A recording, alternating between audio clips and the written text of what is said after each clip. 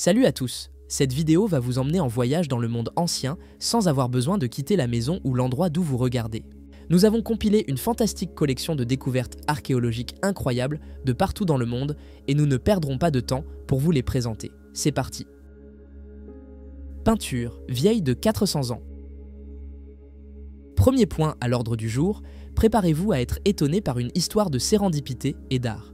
Un portrait vieux de près de 400 ans a été découvert accroché derrière une porte dans un cottage du Surrey en Angleterre et il est estimé à une somme stupéfiante de 18 000 à 20 000 livres lors d'une vente aux enchères. Daté de 1626, le tableau représente un enfant habillé en mini-adulte, complet avec une robe richement brodée noire et crème, un large col rigide bordé de dentelle et un collier de perles rouges avec une grande croix. La peinture porte le nom d'Adriaen Verkins, possiblement un artiste néerlandais, et est censée avoir été influencée par les portraits baroques de l'époque. Le collectionneur qui le possédait avait réduit ses biens il y a des années et manquait d'espace d'affichage, ce qui a conduit ce chef-d'œuvre à être caché derrière une porte. Nous ne connaîtrons peut-être jamais l'identité de l'enfant dans le portrait, mais il offre toujours un aperçu fascinant des modes et des normes sociales du début du XVIIe siècle, capturant la grandeur et l'ornementation qui étaient les marques de fabrique des riches. Cette remarquable trouvaille sert de capsule temporelle, révélant la vie d'un enfant riche paré de toutes ses finesses il y a des siècles. Belascnap. Si vous êtes confortablement installé, continuons en traversant les collines ondulantes du Gloucestershire en Angleterre pour découvrir les mystères de Belascnap, un long tumulus à chambre néolithique. Situé sur Cleeve Hill près de Cheltenham et Winchcombe, ce monument ancien est un exemple parfait du cairn de Cotswold Severn, caractérisé par sa forme trapézoïdale. Construit autour de 3000 avant Jésus-Christ, le tumulus s'étend sur environ 55 mètres de longueur, 18 mètres de largeur et se dresse à près de 4 mètres de haut, mais ne vous laissez pas tromper par son entrée apparemment simple. C'est une fosse, possiblement conçue pour décourager les voleurs ou servir de porte spirituelle pour les défunts. Les vraies chambres funéraires sont cachées le long des côtés et à l'extrémité sud du tumulus.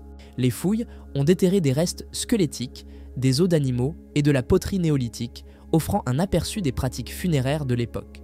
Géré par le conseil du comté du Gloucestershire et propriété du patrimoine anglais, ce site impressionnant est un témoignage des compétences en ingénierie et des croyances spirituelles de nos ancêtres néolithiques. Une visite à Belascnap est comme un pas en arrière dans le temps, offrant une connexion tangible au monde ancien. Système de drainage le plus ancien. Le moment est venu de poursuivre notre voyage, alors attachez vos ceintures alors que nous nous rendons dans la province du Henan, dans le centre-nord de la Chine, où des archéologues ont mis au jour le plus ancien système de drainage en tuyaux de céramique jamais trouvé dans le pays. Datant de 2100 à 1900 avant Jésus-Christ, cette merveille de l'ingénierie préhistorique a été découverte dans l'établissement néolithique de Pingliangtai. Le système était une nécessité pour la communauté qui était construite sur une plaine inondable près de la partie supérieure du fleuve Huai, une région sujette aux fortes pluies de mousson. Ce qui est véritablement fascinant, c'est la conception égalitaire du système de drainage. Chacun des 450 à 600 résidents de l'établissement avait des fossés de drainage individuels et les zones publiques comportaient des fossés plus profonds connectés à des tuyaux de céramique.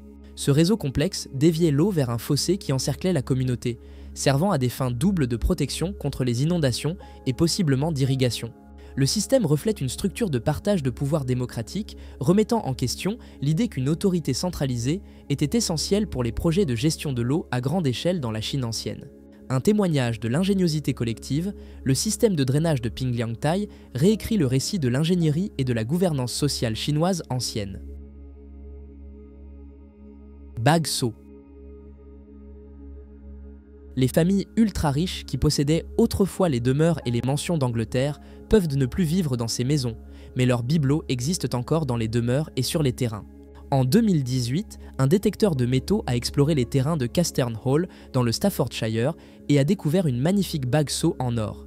La bague est sertie d'une pierre de calcédoine bleue et gravée des initiales GL, mais l'identité de GL reste à déterminer. Les experts et les marchands d'antiquités estiment que l'artefact a environ 400 ans et lui ont donné une valeur approximative de 40 000 $. Des bagues comme celle-ci étaient souvent utilisées pour tamponner de la cire chaude sur une enveloppe pour la sceller ou pour agir comme une signature sur un document officiel. À cette fin, le sceau portait souvent soit le blason de la famille, soit les initiales du porteur.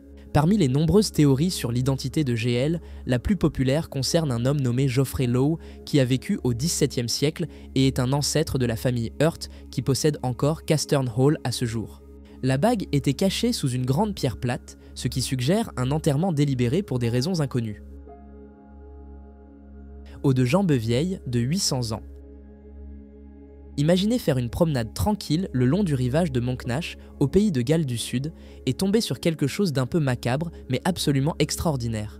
C'est précisément ce qui est arrivé à Rambler Mandy Ewington, qui a découvert les os de jambes vieux de 800 ans d'un moine médiéval saillant d'une falaise. Elle a pris des photos, puis a contacté l'archéologue côtier Carl James Langford, qui a confirmé que les os appartenaient probablement à un moine cistercien des années 1200. La région était autrefois un terrain de sépulture pour ces moines, et les os étaient dans une telle position en raison de l'érosion de la falaise. Cette érosion a été exacerbée par des tempêtes récentes, révélant et mettant simultanément en danger de précieux sites archéologiques. Malheureusement, l'emplacement précaire des os rend impossible leur excavation. Langford a poignamment noté que les os reçoivent leur dernier droit alors qu'ils sont emportés par la mer. Un sombre rappel de l'impermanence de la vie et de la marche implacable du temps. Étant donné qu'il y a tout un cimetière ici, il est probable que ce ne seront pas les derniers os à être révélés par la falaise qui disparaît. Église Pfarrkirche. Transportons-nous maintenant au charmant village corinthien de Malte, en Autriche, où une église médiévale cache un secret particulier. L'église Pfarrkirche, Maria Hilf Assumptio, datant du XIe siècle, abrite une fresque qui a laissé beaucoup de personnes perplexes. Lors des travaux de restauration en 2002, une peinture murale a été découverte représentant Saint Christophe entouré d'une ménagerie d'animaux. Parmi eux, une souris anthropomorphique avec un sourire cartoon et de grandes oreilles rondes, ressemblant étrangement à nul autre que Mickey Mouse. Ce Mickey caché du XIVe siècle a autrefois attiré une bonne quantité de couverture médiatique et de visiteurs, bien que la popularité de l'église ait depuis diminué.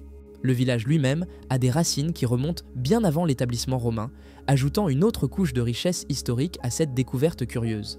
Cette fresque remet non seulement en question nos perceptions de l'art médiéval, mais sert également de mystère délicieux pour les historiens de l'art et les fans de Disney. Nous sommes assez sûrs que Walt Disney n'a jamais visité cette église avant de dessiner la souris qui allait lui rapporter une fortune, mais qui peut vraiment en être sûr. Temple de Shiva. Toutes les découvertes de notre vidéo ne sont pas joyeuses, comme en témoigne l'histoire déchirante d'un temple de Shiva vieux de 1000 ans à Shilkur à Hyderabad en Inde, tombé en état de délabrement par pure négligence.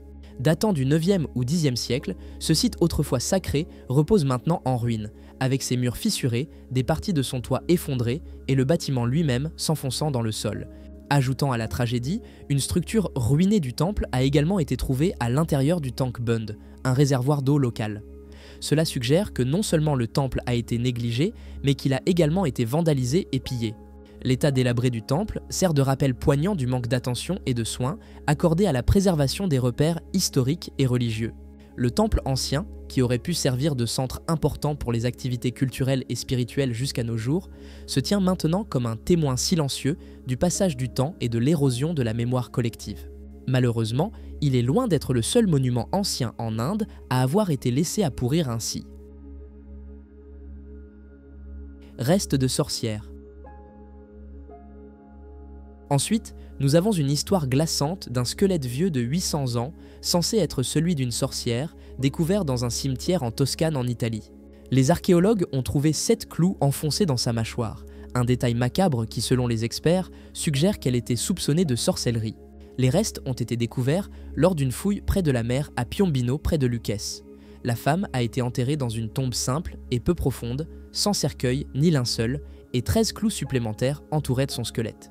L'archéologue Alfonso Forgione, qui a dirigé la fouille, pense que les clous et la manière d'enterrer étaient des tentatives pour empêcher la femme de ressusciter. Intriguant, le squelette d'une autre femme a été trouvé à proximité, entouré de 17 dés, un jeu interdit aux femmes à l'époque. Les 2 squelettes ont été enterrés dans un sol consacré près d'une église vieille de 800 ans, soulevant des questions sur leur statut social et leur connexion. Cette découverte offre un aperçu troublant des croyances et pratiques médiévales entourant la sorcellerie et le surnaturel. Nous pourrions ne pas croire aux sorcières aujourd'hui, mais nos ancêtres les prenaient suffisamment au sérieux pour aller à ces extrêmes longueurs pour être en sécurité face à elles.